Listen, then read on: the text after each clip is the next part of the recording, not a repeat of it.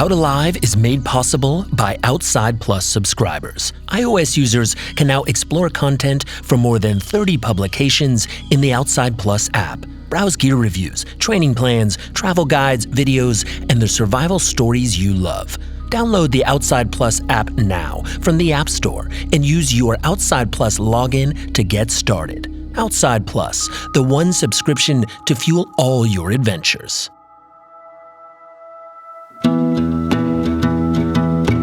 The items you carry on your hiking trip can make all the difference if you find yourself in a survival situation.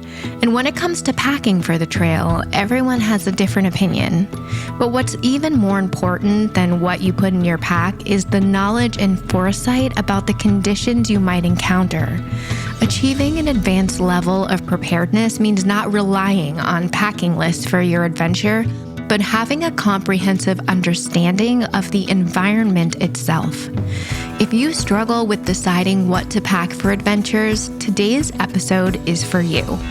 We spoke with survival expert Jessie Krebs about the framework she uses to prepare for backcountry excursions. And Jessie is a former survival, evasion, resistance, and escape, or SEER, instructor for the U.S. Air Force, and she now runs her own wilderness survival school. You might remember Jessie from our previous episode about signal fires.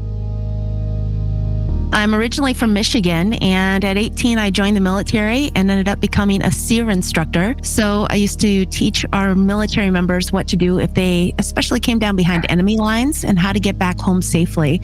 At the time that I went through SEER, we were also, however, doing non-combat training as well. So we would start with non-combat and then change it over to tactical situations. So I feel grateful that I had a lot of training also in more civilian sort of based scenarios. At SEER training, the main thing we worked with was the 5 basic needs. And this is a way to look at what the environment is going to be and prepare yourself for that particular environment. So when people ask, what should I take? It really depends on where you're going and doing a little research to figure out exactly what you're going to be facing. And I always model everything off of those 5 basic needs. The 5 basic needs don't cover everything you want on your backpacking trip, but they do give you a framework to think about what might save your life if things don't go to plan. The 5 basic needs are signaling, personal protection, sustenance, navigation, and health. So when I'm about to take off for a trip or teaching clients to do this, I'll say run through the 5 basic needs and look at that environment and see what you're going to need in that environment to meet those 5 basic needs. The first and the most important, number 1 and done, is signaling. If you signal properly and quickly and well, you're done. You're out of the situation. You didn't have to find water. You didn't have to make a shelter. You didn't have to do anything else. I'm going to look at my signaling and say, okay, what can I take for this particular environment that's going to help me with signaling? And signaling starts before you even leave. I'm also going to tell 2 people where I'm planning on going, what my route is, what equipment I'm taking, all that kind of thing. When they should call 911 or the local sheriff's department to set out a search for me if I don't come back. According to Jessie, there are 3 primary methods of signaling: electronic, pyrotechnic, and ground air signals. Electronic signals, like a text for help sent from your cell phone or an SOS from your satellite device, can easily make the difference between life or death in a survival scenario.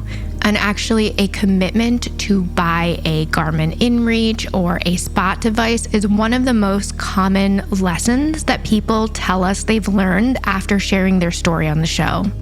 There's so many different electronics that we have now, and sometimes they don't work in your area, or you lose it, or you break it, or the battery dies, right? When calling for help electronically isn't an option, flares or signal fires can be an effective yet tricky option. Check out our signal fire episode if you want to learn more about how to responsibly set a signal fire. Jessie gave some really great tips in that episode as well. The third type is ground to air signals. And these are things like a signal blanket, like a Mylar or a space blanket, and laying that on the ground, or a signal mirror, which you can flash and can be seen for many, many, many miles, or laying out either a V or an X on the ground, 30 feet long if you can make it, right? Something very large. So those are three primary types of signaling: pyrotechnic, electronic, and ground to air. The second of your basic needs, and I say number 2, take care of you, is personal protection. And this really is thermal regulation. The first thing we use as a defense against if it's getting too hot or too cold is our clothes and any equipment we have with us. So this could be a sleeping bag. What do I have with my clothing and equipment? What am I going to wear? Is it going to be good for the environment? What extra clothing can I take? Maybe just putting a garbage bag and maybe a good larger than normal rain gear with me that I can fill up with other things in the environment to make it into an insulated puffy if I need to, but then I'm not really taking that much.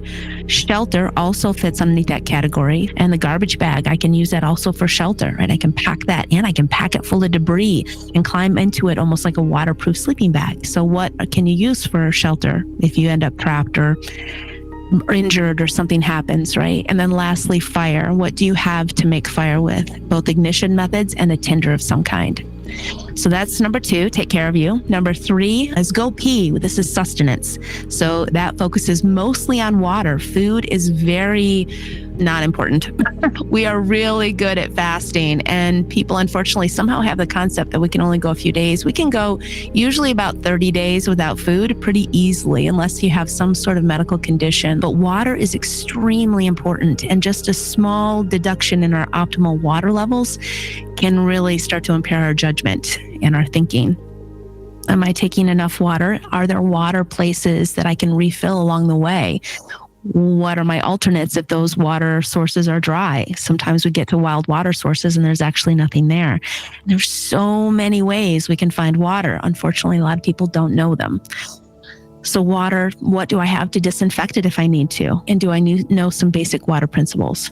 Number 4, explore. This is navigation. So this is how not to get lost. So map and compass skills, also scouting techniques. Do I have a paper map?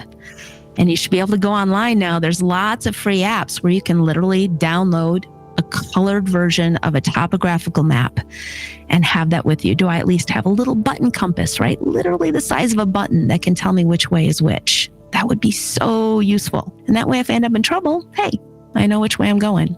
It's also how to move safely through different terrains. So if for some reason I need to get off a trail, or sometimes even on some pretty extreme trails, knowing how to move safely and how to create things around you that can help you move more safely as well, like walking sticks and improvising snowshoes and things along those lines. And then 5 is stay alive. This is health. It's mental and emotional health, making sure that I'm calming down, that I'm thinking rationally. And that really means stopping. Most of the time when we travel, that's when we're using up a lot more calories, using up our precious calories in food. We're also using up a lot of water, and we're way, way, way more likely to get injured. Stop and relax. That's the first part of health, that if we start to feel nervous and anxious, stop moving. Second part of health would be anything hygiene related. And last is all the first aid stuff. What are the most common health issues that happen in this particular area? What are the injuries? And do you have any critical meds? Make sure you take at least enough meds for twice your estimated length of stay. So if I'm just planning on being there one day, take enough meds for at least 2. Most survival situations are resolved within 3 days. So those are our 5 basic needs. Signaling, personal protection, which is clothing and equipment, shelter and fire. Sustenance, which is water and food. Navigation is number 4, and 5 is stay alive. So when you ask, what do we take on a trip? We're going to look at the environment. Then I can plan what I take with me accordingly. And am I going on, quote unquote, just a day hike? According to Jessie, day hikes are the most dangerous trips because we tend to carry the least amount of gear. Thinking about the 5 basic needs, even when packing for a shorter hike, can save you if you end up being out longer than you planned. There doesn't have to be much in my kit. I just need to know how to use it. So that's a quick example of how I would go through the 5 basic needs to decide what I want to take with me on a particular expedition or day hike or whatever it is.